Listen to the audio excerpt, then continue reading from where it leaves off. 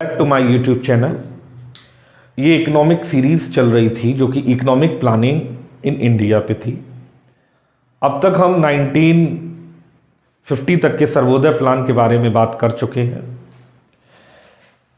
इसके बाद क्या होता है कि 1950 में ही एक रेजोल्यूशन पास होता है और प्लानिंग कमीशन का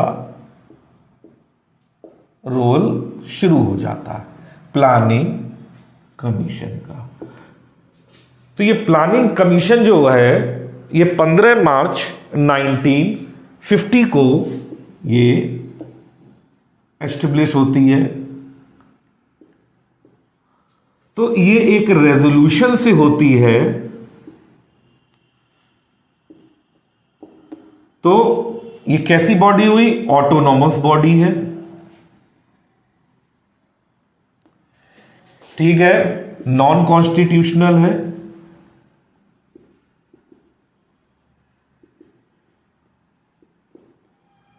नॉन कॉन्स्टिट्यूशनल बॉडी है, ऑटोनॉमस बॉडी है, नॉन स्टेचुअरी है,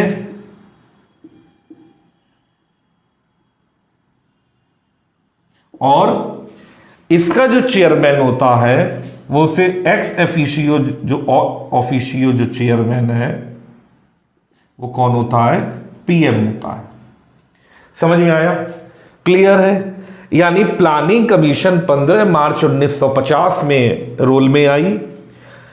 इसका रेजोल्यूशन से ये बॉडी रोल में आई। ऑटोनॉमस बॉडी है थी, नॉन कॉन्स्टिट्यूशनल बॉडी है, नॉन स्टेचुअरी है, एक्स ऑफिशियरी जो होता है पीएम होता है। ये थिंक टैंक की तरह काम करती है, थिंक टैंक की तरह काम करती है। किसका थिंक टैंक की तरह काम करती है? ये इकोनॉमिक डेवलपमेंट जो भी होना है हमारे देश में उसके थिंक टैंक की तरह काम करती है, इकोनॉमिक डेवलपमेंट। ठीक है, अब बात आती है कि ये करती क्या है, कैसे क्या काम करती है। मैं आपको बताता हूं कि ये जो होती है ये कैबिनेट से जुड़ी होती है, कैबिनेट से अटैच होती है। दोनों कैबिनेट, यूनियन की भी हो और चाहे स्टेट की हो। जितनी भी पॉलिसी पीएम द्वारा बनाई जाती हैं वो सारी इस इकोनॉमिक प्लानिंग में जो मेंबर होते हैं इन्हें पता होती है। इकोनॉमिक प्लानिंग जो प्लानिंग कमेटी होती है उसे पता होता है। और प्लानिंग कमेटी जो भी होती है, प्लानिंग कमेटी, प्लानिंग कमीशन जो भी होती है उसे सारी पॉलिसीज के बारे में पता होता है, चाहे वो स्टेट की हो चाहे वो यूनियन की हो। तो ये यूनियन कैबिनेट और स्टेट कैबिनेट दोनों से मिलके चलती है। एक बात और कि ये क्या करती है कि ये अपने जितने भी इश्यूज होते हैं, अपने व्यूज, इंपॉर्टेंट इशू, इन सबको किसके सामने रखती है? गवर्नमेंट के सामने रखती है। किसके सामने रखती है? व्यूज को गवर्नमेंट के सामने रखती है। कैसे व्यूज? अब आपको व्यूज पता है, कहां प्रोग्रेस होनी है, किस एरिया में प्रोग्रेस होनी है, कहां पे ध्यान देने की जरूरत है, किस फील्ड में ज्यादा ध्यान देना है, किस फील्ड में ध्यान दिया गया कि नहीं दिया गया, फॉलो अप कर, किसी को मतलब कहीं पे स्कूल खोलने हैं, इंक्लूजन कहां पे करना, इंक्लूजन मतलब बढ़ावा देना किसी चीज को। अब जो है ये जो होती है सेक्रेटरीट लेवल पे, सेक्रेटरीट लेवल अगर कहा जाए तो सेक्रेटरीट लेवल पे ये यूनियन, सेक्रेटरीट लेवल पे ये यूनियन कैबिनेट से जुड़ी होती है, यूनियन कैबिनेट से। ठीक है, यूनियन कैबिनेट से क्यों जुड़ी होती है, कैसे जुड़ी होती है, ये मैं आपको बताऊंगा जब पॉलिटी का लेक्चर पढ़ाऊंगा। क्यों? क्योंकि इनको ग्रांट इन एड कैसे मिलेगा भाई, इसका खर्चा पानी कैसे चलेगा। तो इसलिए ये सेक्रेटरीट लेवल पे यूनियन कैबिनेट से जुड़ी होती है। क्यों जुड़ी होती है? क्योंकि कॉन्स्टिट्यूशन में किसको पैसा देना है, किसको नहीं देना है, किसको ग्रांट देनी है, कैसे देनी है, और किसकी सैलरी है नहीं है, ये सब किस में लिखा है? कॉन्स्टिट्यूशन में लिखा है। तो हम ये चीज किस में पढ़ेंगे? जब पॉलिटिकल का लेक्चर होगा तब हम पढ़ेंगे। ठीक है, अब शुरू होता है हमारा फर्स्ट ईयर 5 ईयर प्लानिंग। तो फर्स्ट ईयर 5 ईयर प्लानिंग जो है वो शुरू होती है, हम पढ़ेंगे 5 ईयर प्लान्स। चलिए शुरू करते हैं। जो लिखा रहा हूं लिखते चाहिए शॉर्ट फॉर्म में, इससे ये बहुत है, इनफ है। मैं आपको बता दूं ये इनफ है। ये आपका state level exam, SSC CGL level, UPSC RO ARO, जो अपकमिंग बीओ एग्जाम है, और पीजीटी लेवल के लिए इनफ है। इवन ये सिविल सर्विसेज के प्री एग्जाम के लिए भी बहुत है। छोटे मोटे एग्जाम के लिए मैं बता दूंगा कि इसमें कितना आएगा, कितना फैक्चुअल आएगा, मैं सब बता दूंगा। फिलहाल सीरीज को कंटिन्यू रखते हैं और आते हैं हम first 5 year plan. First 5 year plan जो था वो हेरेड डोमार मॉडल पे था, और फर्स्ट 5 ईयर प्लान जो था वो 1951 से 56 तक था। और ये किस पे बेस्ड था? हेरेड एंड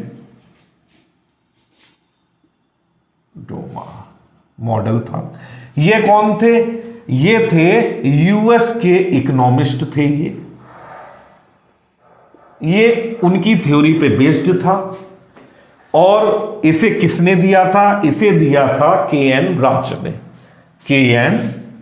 राज, ध्यान रखिएगा। इसका ऑब्जेक्टिव क्या था? पहला इसका ऑब्जेक्टिव था हमारा कि agriculture and irrigation, to promote agriculture and irrigation.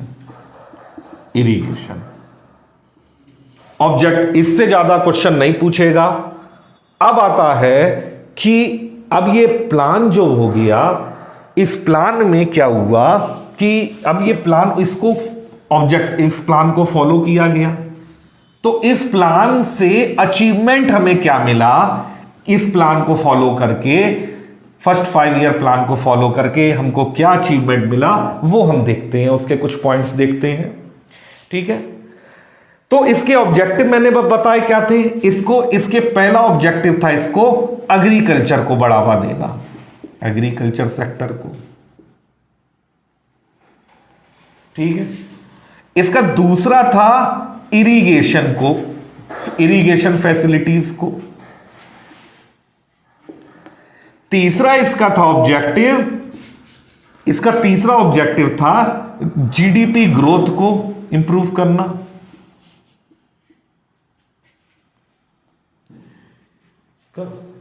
और एक इसका ये था कि इसका चौथा जो एम था वो क्या था कि जो भी इंप्रूव करना, किसे इंप्रूव किसे करना? एग्रीकल्चर में जो पेइंग पॉलिसी थी, एग्रीकल्चर फेयर पॉलिसी, उसको इंप्रूव करना, प्राइजेस पॉलिसी को इंप्रूव करना। ठीक है, क्लियर है? चलिए आगे बढ़ते हैं। अब भैया बड़ी बड़ी बातें तो कर ली गई और हमें पता था कि उस वक्त हमारा देश जो है आजाद हुआ था। तो जवाहरलाल नेहरू जो थे उन्हें फादर ऑफ प्लानिंग भी कहा जाता है, ये आपको पता होगा। तो फादर ऑफ इंडिया प्लानिंग, तो इंडिया में जो प्लानिंग की गई वो जवाहरलाल नेहरू की देन थी, काफी काम किया उन्होंने। तो ये फर्स्ट 5 ईयर प्लान को फॉलो किया गया और फॉलो करने के बाद क्या हुआ, हम ये देखते हैं कि अब इसमें क्या क्या हमें अचीवमेंट मिला। ठीक है, तो हमें पता है कि 1951 से अगर शुरू करें तो सबसे पहले क्या किए गए? लैंड रिफॉर्म्स किए गए, लैंड रिफॉर्म्स किए गए। ये लैंड रिफॉर्म्स क्या थे?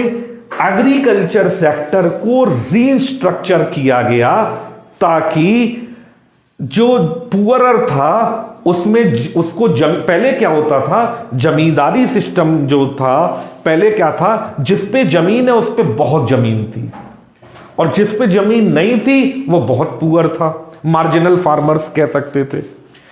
तो क्या हुआ कि लैंड रिफॉर्म के जरिए भूदान का एक रिफॉर्म चला, जिसमें कहा गया कि जो जितनी जमीन दान देना चाहता है वो दे दे, और या गवर्नमेंट ने भी कुछ पॉलिसी करी कि ताकि जो पुअरर थे उनको कुछ तो लैंड मिले ताकि वे उस पर खेती कर सके, पहली चीज। ठीक है। अब जो है सेकंड चीज क्या थी कि जमींदारी सिस्टम यहां पे था। जमींदारी सिस्टम, ये जमींदारी सिस्टम क्या था, ये क्या करते थे, गवर्नमेंट और एग्रीकल्चर फार्मर्स जो थे उनके बीच में दलाल का काम करते थे, जैसे मिडिल मैन का काम करते थे। ये क्या करते थे कि जो स्मॉल स्केल फार्मर्स हैं या फार्मर्स हैं उनसे क्या करते थे, लार्ज टैक्स वसूलते थे और कम टैक्स जो है गवर्नमेंट को पे करते थे। तो अभी जमींदारी सिस्टम को अबॉलिश किया गया। क्लियर हो गया। तो जब इसको ये किया गया तो क्या हुआ कि जो फार्मर था उसका एक्सप्लॉयटेशन कम हो गया। क्लियर है। अब आया 1952। तो 1952 जब आया तो फैमिली प्लानिंग ऑपरेशन शुरू किया। फैमिली प्लानिंग ऑपरेशन ये पहला ऑपरेशन था भारत में जो फैमिली प्लानिंग के ऊपर किया गया, और इसे किसने कंडक्ट किया, इरावती कार्वे ने।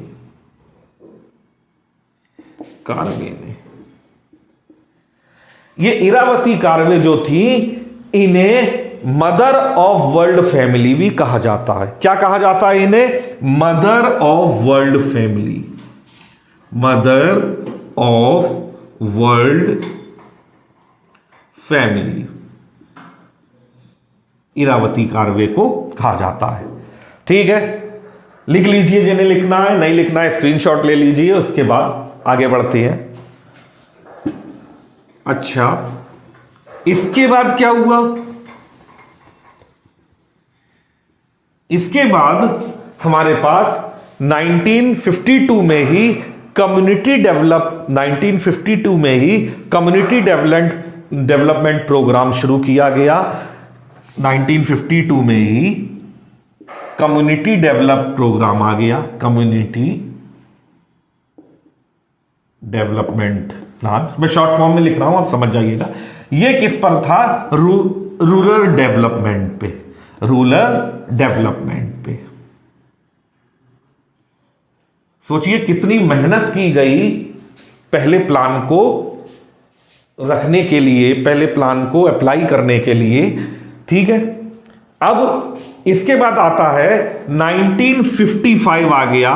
तो उस समय क्या था, लेनदार थे, जो मतलब लोग थे वो क्या करते थे, गांव के इधर उधर से पैसा ले लेते थे। वो पुरानी पिक्चरों में जो दिखाते हैं कि लाला से ले लिए पैसे, लाला बाद में एक्सप्लॉइट कर रहा है, तो ऐसा होता था पहले। तो क्या हुआ कि 1955 में सबसे पहले एक एसबीआई बैंक है, उसे नेशनलाइज्ड कर दिया गया। नेशनलाइज्ड कर दिया गया, स्पेलिंग देख लेना यार, नेशनलाइज कर दिया गया। और ये कैसी बैंक थी, पहली कमर्शियल बैंक थी ये जिसे नेशनलाइज किया गया, फर्स्ट कमर्शियल बैंक थी पहली, ध्यान रखिएगा।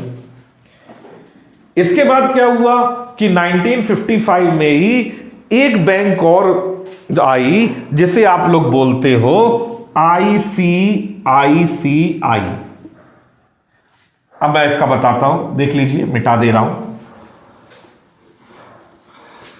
ये क्यों आई, ये जो इसलिए आई, इसका फुल फॉर्म था industrial credit investment corporation of India. क्या था, industrial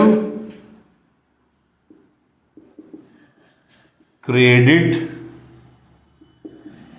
investment corporation of India. ठीक है, ये क्या करती थी, ये प्राइवेट जो इंडस्ट्रीज थी उनको क्या करती थी, लोन देती थी, उनको जो है लोन अमाउंट प्रोवाइड करती थी। इसके बाद सबसे बड़ा अचीवमेंट ये था कि इसमें ये केवल एक ऐसा प्लान था जिसने इन्फ्लेशन को कंट्रोल किया।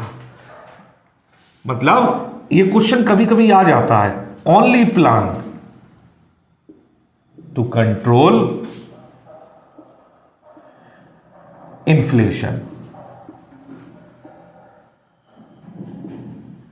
ठीक है, आज के चैनल में, आज के वीडियो में बस इतना ही। आज हमने फर्स्ट ईयर 5 ईयर प्लान का फर्स्ट 5 ईयर प्लान पूरा कर लिया, ऑब्जेक्टिव पूरे कर लिए। मैंने आपको बताया ये काफी डिस्क्रिप्टिव में था। छोटे छोटे एग्जामों में इसमें से बहुत ही फैक्चुअल बेस्ड क्वेश्चन आते हैं, लेकिन आप कोई बड़ा एग्जाम दे रहे हैं, मैं तो टारगेट जो लेके चलता हूं, मैं आपको पढ़ा रहा हूं स्टेट सर्विसेज का। बाकी आपकी मर्जी, आप इसमें से जो भी नोट्स बना लें। इतना आप कर लेंगे तो कोई भी एग्जाम में क्वेश्चन नहीं छूटेगा, ये गारंटी है। मान लेना इस चीज को, 100% श्योर कर रहा हूं मैं। अगर आपको चैनल पे, अगर आपको लेक्चर पसंद आया हो या आपको लग रहा हो कि ये चैनल मेरे लिए इंफॉर्मेटिव है, तो इस चैनल को लाइक करिए, सब्सक्राइब करिए और शेयर करिए, जितना ज़्यादा शेयर हो सकते हैं, क्योंकि इस चैनल की एग्जिस्टेंस तभी है जब जितने ज़्यादा से ज़्यादा लोग इस पर जुड़ेंगे। जय हिंद दोस्तों।